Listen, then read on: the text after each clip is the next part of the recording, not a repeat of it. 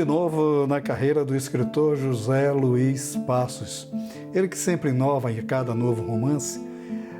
No seu novo trabalho, um álbum para Lady Laet, ele vai um pouco além.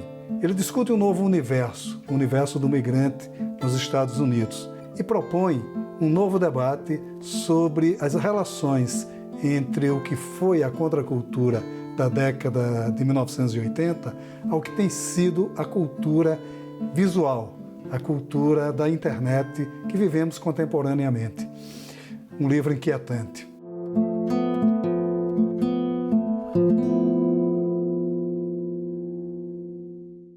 Luiz, vamos começar essa conversa com um álbum para Lady Laet, que é um livro interessante porque você toma neste livro determinada temática que não era comum na sua literatura, que vinha acontecendo até agora. Quer dizer, é uma certa inovação na sua literatura falar da contracultura, falar do que foi aquele movimento musical dos anos 80, né? Quer dizer, como é que se deu a gênese de um álbum, até um álbum, né? Que é uma referência aos discos que a gente ouvia, né? Ouve Exato, ainda, eu pelo exato. menos ainda Eu, escuto, eu também, eu também, né? eu também. Não, certamente, o livro surgiu de uma ideia antiga. Eu acho que quando eu acabei o Sonâmbulo Amador, em 2012, eu comecei a fazer notas. Eu trabalho sempre em cadernetas e comecei a fazer notas para a história de uma filha que deseja contar a vida da mãe numa biografia, mas que nunca havia conhecido a mãe muito bem. E, ao mesmo tempo, eu queria também explorar uma coisa diferente na minha literatura, que é essa situação de deslocamento e minha situação de imigração. Eu não vivo no Brasil desde 1995, então são muitos anos fora, praticamente metade da minha vida. E nunca tinha escrito, com exceção de duas crônicas e um conto pequeno, nunca tinha escrito nada de largo fôlego, explorando essa experiência do desterramento ou da distância para com as origens. Então, a maneira como eu encontrei para contar essa história foi utilizar essa mediação do audiovisual, por um lado, mas também da cultura musical, por outro lado, que é uma filha, mulher jovem, imigrante brasileira nos Estados Unidos, que é convencida a escrever a biografia da mãe pelo ex-empresário da mãe. E ela precisa contar, ou ela precisa levantar os dados, as informações a respeito da vida da mãe a partir desses LPs, a partir de entrevistas, a partir de histórias contadas pelo próprio ex-empresário. E é uma tarefa que ela acaba. Quer dizer, o livro não é bem a biografia da mãe, o meu livro, Um Álbum para Lady Letty, é justamente o desafio da filha ao tentar contar a história da mãe. E a ideia do álbum é justamente uma espécie de homenagem a essa mãe desconhecida, mas também um álbum no sentido do álbum do long play, do LP, mas também um álbum de famílias. É um álbum de família com fotografias, com cromos, com ilustrações que eu próprio preparei para o livro. Nesse sentido, ele também é diferente dos meus outros livros que não são ilustrados. E ele traz um aspecto interessante, porque a mãe, né, a Lady Laet, ela parece quase como um fantasma, né, como algo muito indefinido, né? É um personagem, talvez até intimidado pela imagem da mãe que ela desconhecia, ela começa a ter um certo distanciamento, um medo de se aproximar da mãe, né? Também é um jogo psicológico muito profundo também nesse sentido. Eu acho que sim. A minha decisão, eu tive que tomar uma decisão estratégica quando eu escrevia esse romance. Ele inicialmente foi planejado. Fiz o plano para um romance de maior fôlego. Era um romance em que, de fato, a biografia da mãe seria contada. E aos poucos eu percebi que essa estrutura, é, em parte, repetiria o meu romance anterior, que é o Marechal de Costas, em que você tem duas vozes narrativas, uma delas é a biografia a falsa biografia de Floriano Peixoto, e a outra linha narrativa é uma cozinheira que participa, meio que sem se dar conta, dos eventos que levaram ao impeachment de Dilma, no Rio de Janeiro em 2015, 2014, 2015. Então, eu decidi justamente ocultar a figura da mãe como uma maneira de representar essa ausência diante da própria filha. Então, quando você. Por exemplo, Maurício, vamos supor, a gente falava agora de origens compartilhadas, eu e você, cidades, de certa maneira, somos da mesma cidade. Eu já me deparei em algumas situações com a seguinte conversa. Alguém sabe alguma coisa sobre mim ou sobre alguém da minha família que eu não sei. Então, acaba aquilo é, de repente, uma porta para uma história que eu jamais terei condições de comprovar e que eu só posso contar como algo que existe no plano da imaginação. Mas se você se depara com a situação em que alguém diz, olha, eu sei uma coisa sobre a tua mãe ou sobre o teu pai, que se você soubesse, iria transformar a visão da sua própria vida ou a visão da sua, não sei, da sua família. Então, a ideia de uma Lady Lafayette fantasmal ou fantasmagórica é justamente isso.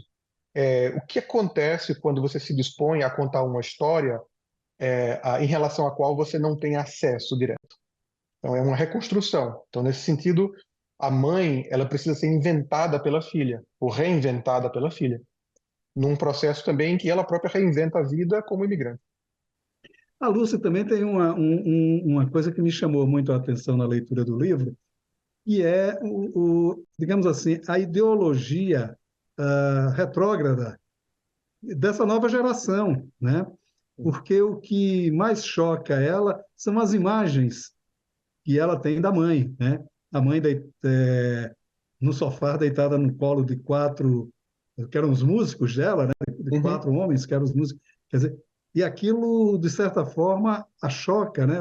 Deixa ela visivelmente constrangida diante daquela liberalidade da mãe, né? uhum. E não chega a ser, pelo menos na nossa visão, uma coisa assim que macule a imagem dela. Mas para a visão moderna dessa visão meio contemporânea, retrógrada, curiosamente, né? Ela acaba chocada também como é essa estrutura que é muito presente na nova geração. Como é Não, isso certamente. Eu na acho que você Lucy? levantou uma questão. Adorei a sua pergunta, porque nas várias conversas que eu andei tendo, já tive sobre o romance, ninguém apontou isso.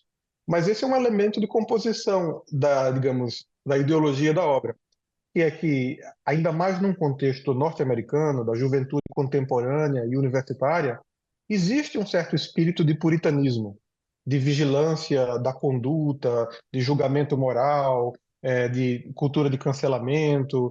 Eu acho que é curioso como a situação contemporânea ela convida você a uma exposição do mundo individual, do eu, no espaço público, via mídia social, e ao mesmo tempo uma cultura do juízo, do julgamento, do retraimento. Eu acho que é uma cultura, eu acho que muito baseada, como eu disse, na vigilância da conduta do outro. No caso, a relação entre mãe e filha, no caso, Neide Laet é a mãe e Lucineide, ou Lucy, é a filha. É uma relação também de muita de descoberta da própria sexualidade da filha, porque um ponto de contato entre mãe e filha é esse ex-empresário, amigo, homem mais velho, que é o Saboia.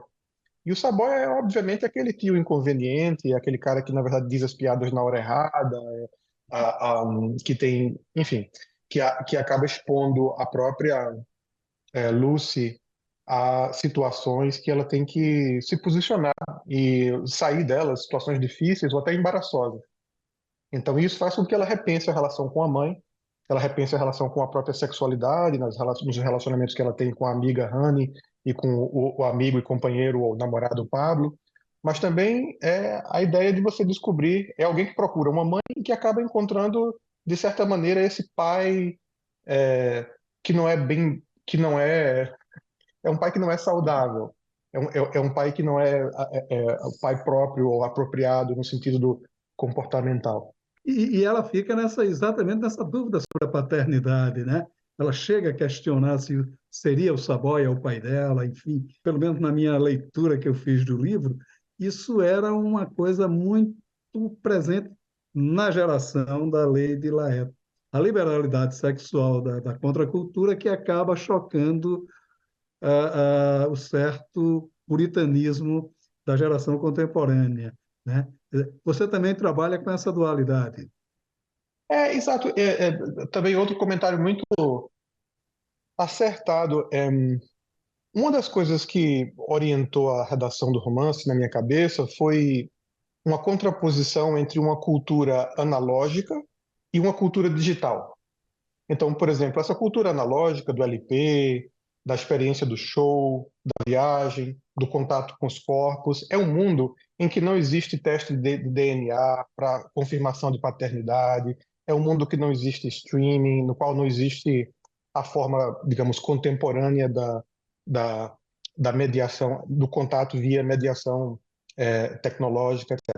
Por contraposição a isso, e esse é o mundo de Neide Laet, da banda, de Saboia, é um mundo, de certa maneira, tecnologicamente arcaico, ou até quase jurássico.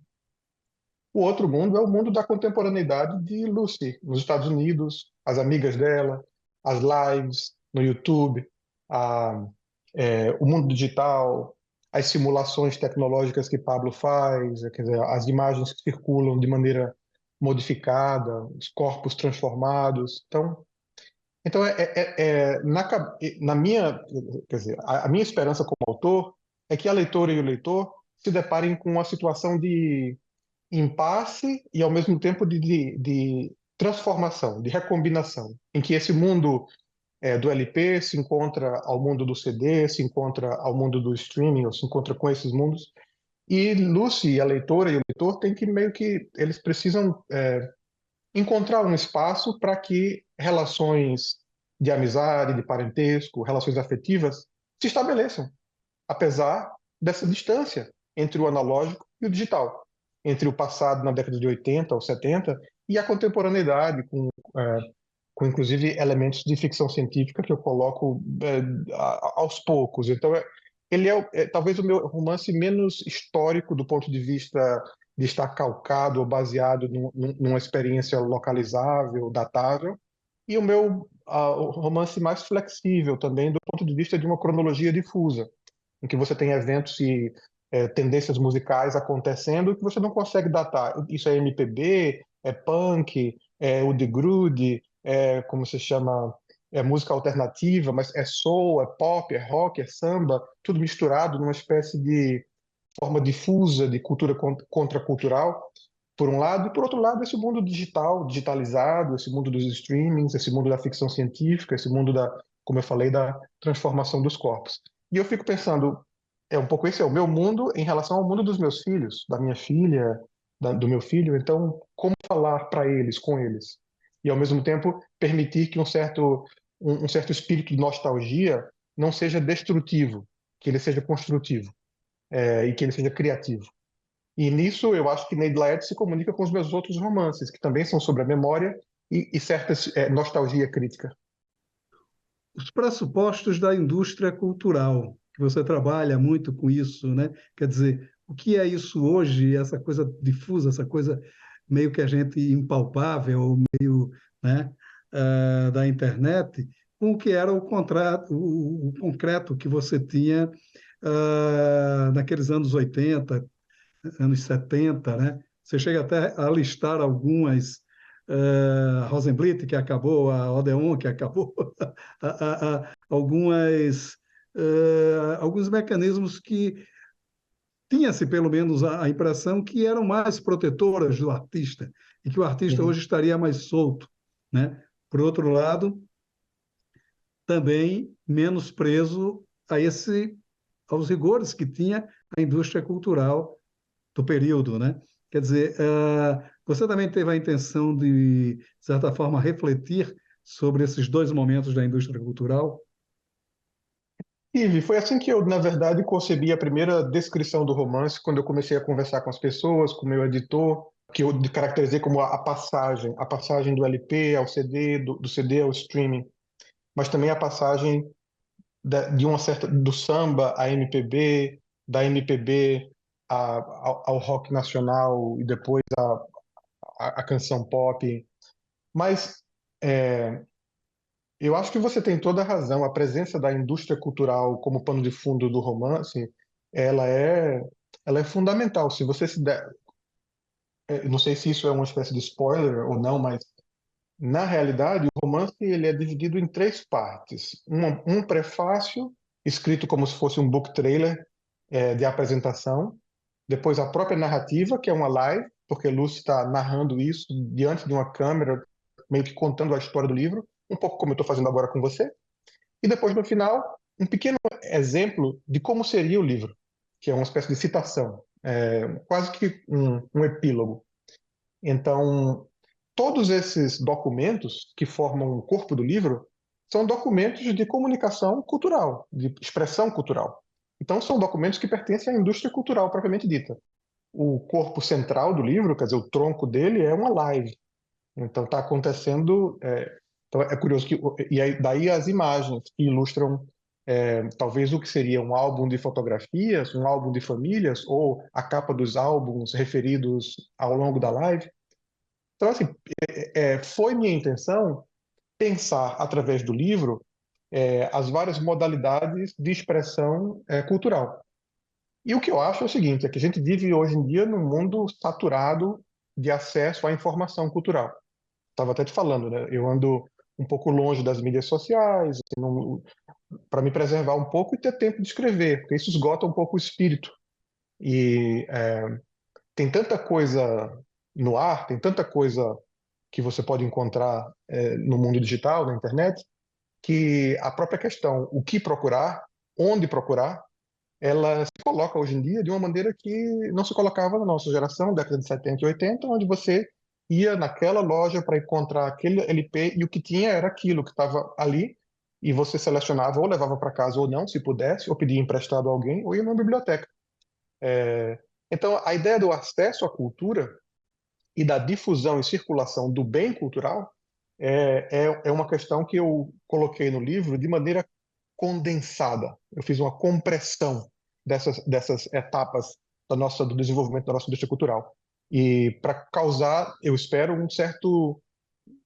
uma certa vertigem, um desnorteamento na leitura e que as pessoas pensem um pouco sobre como elas consomem a cultura e o que é que ficará disso, né? Ou seja, como é que nós chegamos a conhecer o outro através desse processo de supermediação tecnológica que se dá, que por um lado é democratizante e permite, por exemplo, isso que está acontecendo neste exato momento, mas por outro lado é alienante por causa da imensa quantidade, da variabilidade de acessos, e também da fidedignidade, eu acho, do acesso à informação, né? Será que o que eu estou encontrando vale a pena? Será até que é real? Será que é, assim, enfim, será que vale a pena compartilhar? Você também, de certa forma, está compartilhando, digamos assim, um novo talento, né? Quer dizer, pelo menos um talento que a gente passa a conhecer agora, que é as ilustrações do livro são todas suas, né? Quer dizer, você como ilustrador também do livro, né? Quer dizer, como foi essa experiência de trabalhar as ilustrações do próprio texto? Foi uma parte muito legal, muito bonita. Foi a última parte do livro. O livro estava totalmente pronto quando eu comecei a trabalhar nas ilustrações. Eu, há muitos anos, fotografo. Eu tenho várias câmeras, fotografo em filme, slide, ainda fotografo digitalmente, mas prefiro a forma analógica, é, que é bastante inconveniente hoje em dia, porque é difícil encontrar laboratório e é caro. Mas, então, eu tenho um acervo fotográfico relativamente grande.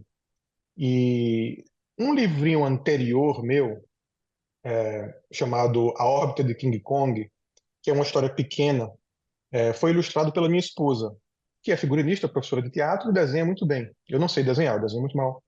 Essas ilustrações foram criadas, assim, eu desenhei, mas utilizando processos de transferência, programas, apps de telefone, então baseados em fotos minhas. São todas imagens minhas ou geradas por mim, mas elas não foram desenhadas, como se diria, a bico de pena.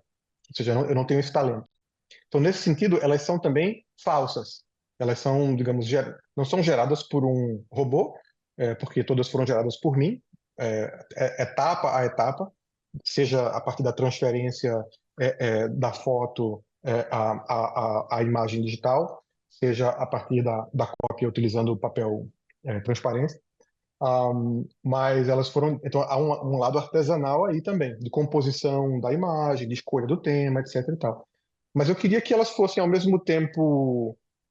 E, claro, isso é imperceptível, se você não sou eu. Por exemplo, eu sei que elas são baseadas em coisas pré-existentes, mas que na história de cada imagem há um itinerário de derivação que vai também do mundo analógico rumo ao digital. E o ponto de chegada é um ponto que leva você a uma mirada levemente também retrospectiva, que elas parecem aquelas gravuras antigas, seja gravura em metal, ponta seca, água forte. Eu queria que elas parecessem isso, mas elas nunca foram feitas assim. Então elas são um simulacro, mas deram trabalho para fazer. Eu fiz acho que 60 gravuras. Meu editor disse: vamos publicar só 12. Conversamos, acabaram saindo 21 gravuras e um autorretrato meu, que eu estou de barba na orelha, do livro. E foi uma curtição, foi muito legal discutir com os editores quais imagens entrariam, quais eram as melhores, de onde vêm essas imagens, etc. e tal. E não me considero ilustrador, elas me deram muito trabalho, eu acho que, mas eu acho que elas têm um lugar importante no livro, porque o livro é um livro sobre o mundo e a imaginação visual. E esse contato entre o mundo de antes e de agora, e as possibilidades, né, de gerar, de administrar e difundir a criatividade. E novos trabalhos, né? Porque há uma coisa interessante, né? Ele está sempre escrevendo, está sempre buscando, está sempre você é um daqueles que eu brinco, né? Que eu digo, mais ou menos discípulo do Loyola, né? O Loyola vive cheio de cadernetas, anotando tudo para crônicas e tal, né? Quer dizer, como é que está esse seu trabalho agora? Então, tem sido difícil escrever, acho que, como eu disse a você logo antes da entrevista, minha vida anda um pouco espalhada entre o Recife e Los Angeles, onde eu ensino, Austin, aqui no Texas, onde minha família mora, outros parentes em outros lugares e países. As várias incumbências universitárias, né? Eu tenho um calendário ocupado, ensino bastante, oriento teses, participo da administração universitária. Mas eu sempre ando com minhas cadernetas à mão, né? Quer dizer, são cadernetas assim de papel e a cada página vão, assim, vai, a letra está muito pequena porque a minha letra é terrível, mas assim, vai aqui o início de um projeto, aí vai o título, a data e tal, e assim vou eu escrevendo. Demoro muito a fazer os meus livros, porque para mim o principal do livro é uma certa atmosfera. É quando eu consigo o tom, um certo tom para, seja para o narrador, ou narradora, seja para aquele mundo que dá consistência. Tem menos a ver com o enredo, tem menos a ver com os eventos e até mesmo com a mensagem. Não acho que meus livros tenham uma mensagem, embora eu fale e assim organize as ideias, mas isso é uma coisa que acontece depois. O que me motiva é sempre, em geral, o meu fascínio por uma pessoa, pela história de uma pessoa, a vida de uma pessoa, ou seja, alguém que se encontra numa circunstância que eu acho que me fascina. E é uma pessoa que não tem nada a ver comigo. Os meus romances não são autobiográficos, no sentido de que, é claro, eu também sou um imigrante brasileiro nos Estados Unidos, mas eu não sou uma mulher jovem, eu não sou filho de uma roqueira, eu não tenho a idade dela, etc. e tal. Então, os meus outros romances se passam na década de 30, na década de 60 e tal. Então, eu gosto dessa ideia de que o romance é uma forma muito flexível, onívora, que me permite desenvolver a vida de outros dentro de mim. Então, para chegar a esses projetos, às vezes eles assumem conotações mais ensaísticas, como a Antologia Fantástica da República Brasileira, que é um romance mais experimental e fragmentado, através de várias linhas, com vários personagens, sem arco de enredo único. E às vezes mais biográficos, não autobiográficos, mas propriamente biográficos, por causa do meu interesse na relação de ficção e história, na história do Brasil, em episódios da história do Brasil. Então, Eu trabalho em alguns projetos, um sobre relatos de visita e relatos de viagem, outro sobre também novas biografias sobre pessoas que existem e pessoas que não existem. Mas um álbum para Lady Laet saiu há poucos meses atrás, em setembro. Então eu ainda estou digerindo o fim desse projeto. Luiz, muito obrigado pela sua participação aqui no Leituras. Uma ótima conversa. Muito obrigado. Por nada. Obrigado a você, Maurício. Grande prazer.